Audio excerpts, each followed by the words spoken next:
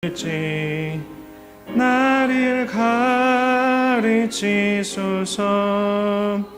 아위가 지워버리니 나를 도와주소서. 힘도 없고 약하니 나를 도와주소서.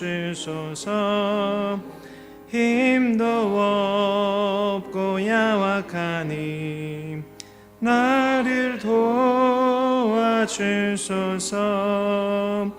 마음심이 슬프니 나를 위로하소서.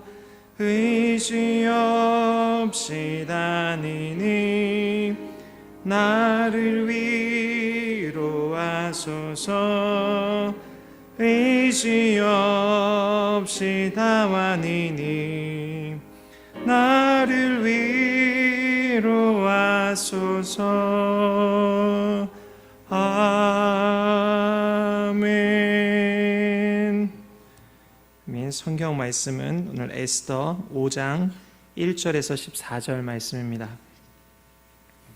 구약성경 754면 에스더 5장 1절에서 14절 말씀입니다. 한 절씩 교독하겠습니다. 제3일에 에스더가 왕후의 예복을 입고 왕궁안 뜰 곧 어전 맞은편에 서니 왕이 어전에서 전문을 대하여 왕자에 앉았다가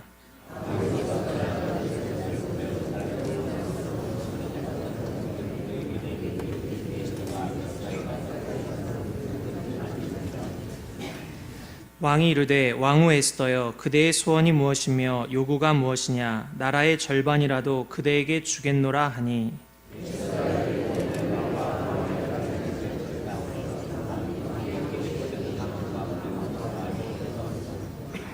왕이 이르되 에스더가 말한 대로 하도록 하만을 급히 부르라 하고 이에 왕이 하만과 함께 에스더가 베푼 잔치에 가니라.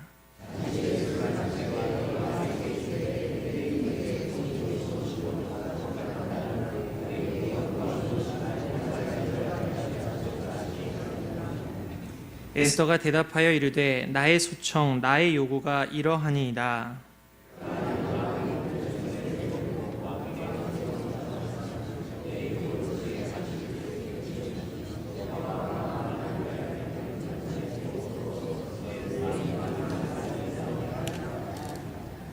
그날 하만이 마음이 기뻐 즐거이 나오더니 모르드게가 대궐문에 있어 일어나지도 아니하고 몸을 움직이지도 아니하는 것을 보고 매우 노하나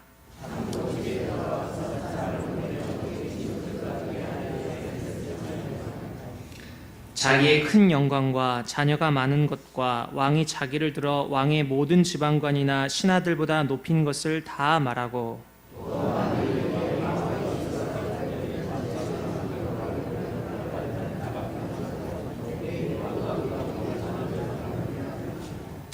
그러나 유다 사람 모르드게가 대궐문에 앉은 것을 보는 동안에는 이 모든 일이 만족하지 아니하도다 하니 그의 아내 세레스와 모든 친구들이 이르되 높이가 50규빗 되는 나무를 세우고 내일 왕에게 모르드게를 그 나무에 매달기를 구하고 왕과 함께 즐거이 잔치에 가소서 하니 하만이 그 말을 좋게 여기고 명령하여 나무를 세우니라. 아멘. 제1권사에서 찬양으로 하나님께 영광 돌리겠습니다.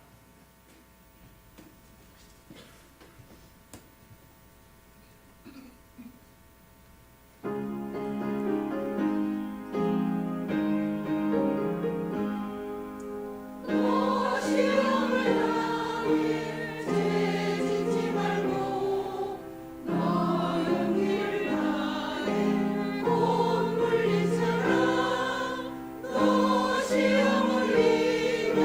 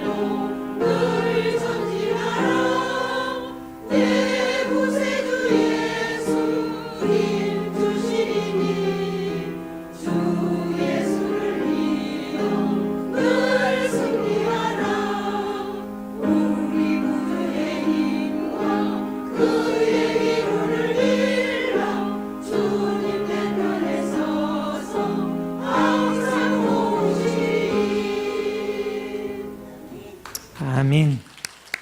귀한 찬양 감사합니다. 역사적인 날이 왔습니다. 1절 보시면 제3일, 그러니까 3일 동안 금식한 에스더가 이제 왕에게 나아갔습니다.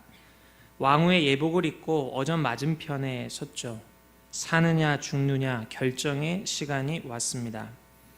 33일 만에 아헤수에로 왕의 눈에 비친 에스더는 어떠했을까요? 2절을 보면 왕후 에스더가 뜰에 선 것을 본즉 매우 사랑스러움으로. 금식을 마친 에스더는 초췌해 보이지 않았습니다. 오히려 사랑스러워 보였습니다. 그래서 왕은 이내 자신의 금규를 내밀어서 접견을 허락합니다. 이 대목에서 우리가 에스더가 접견에 대해서 왕의 윤허를 받을 것인가 아닌가 하는 여부를 알고 있었던 사람은 아무도 없었습니다. 사느냐 죽느냐, 왕이 허락하면 살고 허락하지 않으면 죽는 50대 50의 확률입니다. 이를 우리는 불확실성이라고 하죠. 우리 사람은 미래에 대한 불확실성을 가지고 삽니다. 그리고 사람들은 확률과 통계를 가지고 이 모델을 만들어서 세상을 분석하고 판단하고 예측합니다. 그래서 이 불확실성에 대한 불안감을 줄이고 자신이 설계한 대로 인생을 만들어 가기를 원하죠. 하지만 그 예측대로 다 되는 것은 아닙니다. 이 주식시장에서요, 퀀트라는 직업을 가진 사람들이 있습니다. 수학 모델을 이용해서 이 수익 공식을 만들고 주식을 통한 기업의 이윤을 창출하는 사람들을 이 퀀트라고 합니다. 퀀터티브 애널리스트라고 해서 줄임말로 퀀트라고 하는데요. 이 케네스 그리핀이라는 사람은 이 시타델이라는 곳에서 이 퀀트로 일하는데 연봉이 얼마를 받냐면 한 해에 2조 원을 받는다고 합니다. 굉장히 큰 돈을 받죠. 근데 이 퀀트들이 이 직업군으로 들어오려고 하는 사람들에게 하는 충고가 있는데요.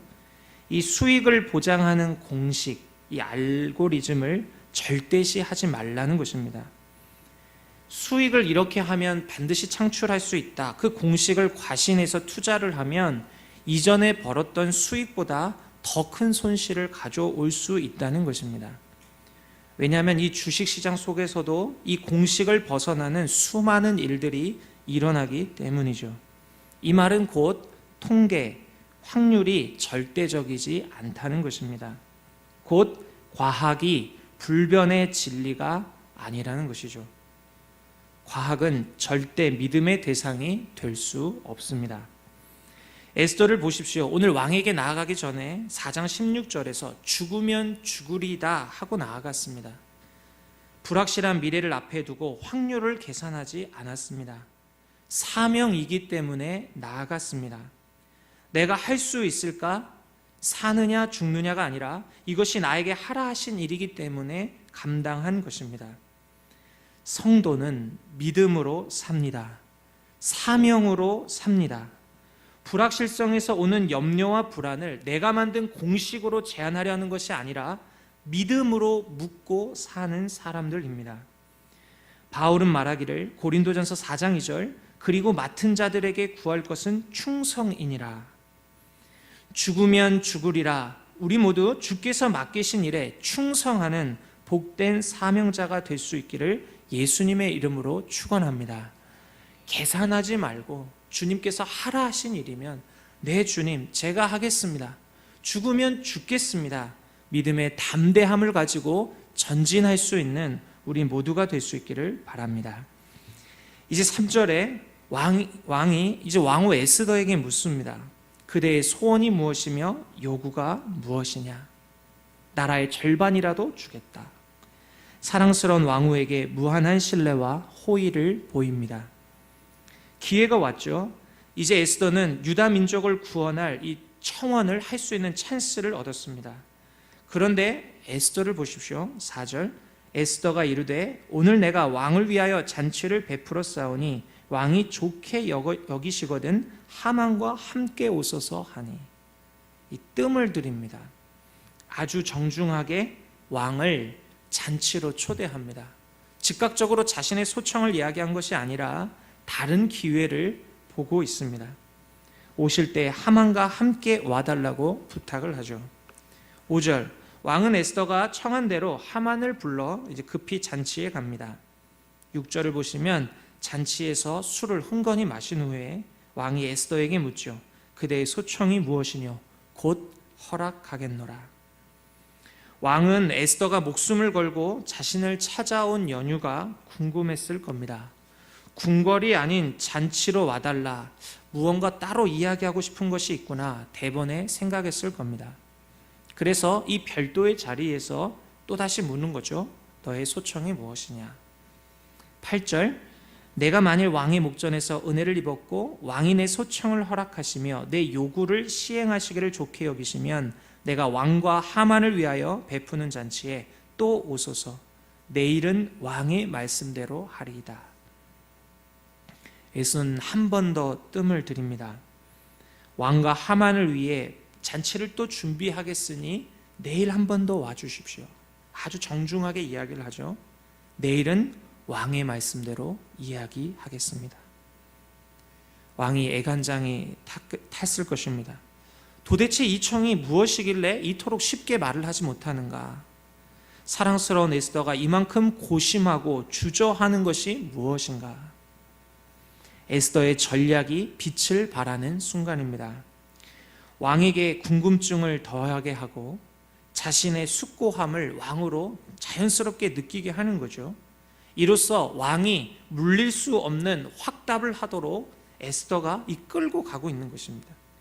이 8절의 내용을 보시면 그래요. 내가 왕의 목전에서 은혜를 입었고 왕이 내 소청을 허락하시며 내 요구를 시행하기를 좋게 여기시거든. 한마디로 내일 잔치에 왕이 온다 하면 반드시 그걸 들어주겠다라는 확답을 미리 받는 것이죠. 그 자체가 약속을 받는 것이었습니다. 치밀한 전략이요 지혜였지요. 여기서 우리는 뜸의 지혜를 배울 수 있습니다. 기다림의 지혜가 있습니다. 최적의 타이밍을 위해서는 우리에게 뜸들이는 시간이, 기다림의 시간이 필요하다는 것입니다. 정선에 가면 우레물 황토오리 진흙구이라는 곳이 있다고 합니다. 제가 정선의 맛집을 찾아봤거든요. 이곳에서 음식을 맛있게 먹는 법 중에 하나가 뭐냐면 이 다름점이 아니라 예약을 하는 겁니다. 왜냐하면 이 요리를 시키고 나면 3시간 동안 요리가 준비되고 뜸을 들인다고 그래요. 그러니까 단번에 가서 음식을 시키면 음식을 오랫동안 기다려야 한다는 거죠. 이 뜸 들이는 시간이 필요하다는 것입니다. 밥을 지을 때도 맛있게 밥을 먹으려면 밥을 짓고 뜸이 잘 들은 밥이 맛있는 법이죠. 이것처럼 우리 삶에서 기다림이 필요한 시간이 있다는 것입니다. 가장 맛있는 음식을 먹기 위해 가장 최적의 일을 이루기 위한 이 티핑 포인트, 가장 좋은 지점이 있다는 것입니다. 갈라디아서 4장 4절을 보시면 때가 참에 하나님이 그 아들을 보내사 여자에게서 나게 하시고 율법 아래에 나게 하신 것은, 하나님이 하나님의 아들 예수님을 이 땅에 보내실 때도 이 뜸을 들이셨습니다. 기다리셨다는 거예요. 때가 찰 때까지. 가장 좋은 타이밍에 예수님을 보내시기 위해서 기다림의 시간을 보내셨다는 것입니다. 그간의 눈에 보여지는 것은 아무것도 없었습니다. 어찌하여 그리스도가, 메시아가 오지 않는가? 사람들이 그토록 열망하고 기다렸지만 오지를 않았습니다. 아무런 말씀도 없고 도대체 언제까지인가? 하나님은 왜 아무것도 하지 않으셨는가? 그러나 이 갈라디아서의 말씀은 하나님이 쉬지 않으셨다 말씀합니다. 하나님은 끊임없이 기다리셨다는 것입니다. 가장 좋은, 가장 적기를 바라보시면서 그 구원의 때를 준비하고 계셨다는 것이죠. 기다림의 시간이셨다는 겁니다. 에스더는 3일간의 금식 시간을 통해서 이 기다림의 지혜를 배운 것입니다. 하나님께 기도하고 생각하면서 최적의 때를 준비하는 지혜를 배운 것입니다. 기다리면서 하나님 어떻게 하면 좋을까요? 하나님께 묻고 세밀한 전략과 방법을 세운 것입니다. 사랑하는 성도 여러분, 조급한 마음이 밀려올 때에 기도해야 합니다. 분주할수록 우리는 엎드려야 합니다. 중요한 일일수록 더욱 기도해야 합니다. 성도에게 기도는 뜸을 들이는 시간입니다. 하나님의 최적의 타이밍을 배우고 준비하는 시간이 바로 이 기도의 시간입니다. 이 기다림의 시간을 통해서 맛있는 삶의 열매를 맺으며 살아가시는 우리 모두가 될 수 있기를 바랍니다. 이제 시점이 바뀝니다. 하만의 이야기가 나오죠. 9절을 보시면 이 하만은 마음이 기뻤습니다. 단독으로 왕과 함께 왕후의 잔치에 초대를 되다니 얼마나 큰 영광이었습니까? 자신의 진가가 중요한 인물임을 이토록 인정받고 있다. 매우 흡족했습니다. 그 기쁨은 10절과 13절에 나타나고 있는데요. 10절에 보시면 집에 돌아와 사람들을 보냅니다. 친구들을 부르고 아내 세레스와 함께 이야기를 합니다. 한마디로 동네방네 떠들어댄 거죠. 내가 오늘도 왕과 함께 초대를 받았다. 그리고 내일도 내가 단독으로 왕과 함께 또 초대를 받았다. 하만은 기고만장했습니다. 그런데 13절, 그러나 유다 사람 모르드게가 대궐문에 앉은 것을 보는 동안에는 이 모든 일이 만족하지 아니하도다 하니. 그런데 하만은 자신의 행복을 깨뜨리고 심기를 불편하게 만드는 모르드게를 이야기합니다. 이렇게 영광스러운 자신이 대궐 밖을 나가는데 일어나지도 않고 그에 합당하게 대우하지 않는 모르드게, 눈의 가시였습니다. 괘씸하다는 거였죠. 그러자 14절, 그의 아내 세레스와 모든 친구들이 한 가지 제안을 합니다. 높이가 50규빗, 23m에 달하는 높은 장대를 세우라는 겁니다. 그리고 내일 왕에게 청해서 이 괘씸한 모르드게를 나무에 매달게 하라. 그 후에 왕과 함께 즐거운 잔치에 가라 이야기를 합니다. 초록 동색이라고 교만한 하만을 바로잡아주는 이가 없습니다. 오히려 옆에서 더욱 사악한 일을 지금 도모하게 하고 있습니다. 하만이 이들의 말을 듣고 좋게 여기고 명령해서 나무를 세우죠. 어제 우리는 에스더의 사명을 일깨워준 길동무 모르드게를 보았습니다. 오늘은 반대로 하만을 패망의 길로 부추기는 길동무들을 보고 있습니다. 그의 친구들과 아내 세레스죠. 14절 말씀에서 우리는 이 좋은 친구가 누구인지를 보게 됩니다. 감정이 상해 있는 마음을 어루만져 주기만 하는 것이 좋은 친구가 아니라는 것이죠. 오롯이 내가 듣기 좋은 말만 해주는 사람이 진정 좋은 친구가 아니라는 것입니다. 친구들과 아내 세레스는 눈에 가시인 모르드게 때문에 심기가 불편한 하만을 달래줄 방안만을 생각했습니다. 그리고 그 마음을 시원하게 해줬죠. 모두가 볼 수 있도록 23m나 달하는 장대를 뜰에다 세우고 너의 힘과 권세를 과시하라. 그래서 어떤 누구도 너를 무시하지 못하게 하라. 만약 이때에 한 친구가, 아내 세레스가 하만의 사악함을 깨우치고 야 그냥 초연해라, 그거 별것 아니지 않느냐, 신경을 꺼버려라, 혹은 한 사람 때문에 그 민족을 다 멸절시킨다는 것이 좀 과한 행동은 아니냐, 오히려 내가 덕스럽게 대해준다면 덕장으로서 감동, 감화시키는 감화력이 있는 사람이라고 칭송받지 않겠느냐, 이런 이야기를 해줬다면 하만은 역사에서 전혀 다른 인물이 되었을지도 모릅니다. 가늠하다 잡혀온 여인을 대하시는 예수님, 죄 없는 자가 먼저 돌로 쳐라 정죄의 손가락질하는 무자비한 사람들로 자신의 죄를 먼저 돌아보게 하셨습니다. 그 후에 예수님 하신 말씀이요, 요한복음 8장 11절, 나도 너를 정죄하지 아니하노니 가서 다시는 죄를 범하지 말라. 예수님은 여인에게 정죄하지 않는다 하심으로 여인을 이해해 주셨습니다. 그 마음을 위로해 주셨습니다.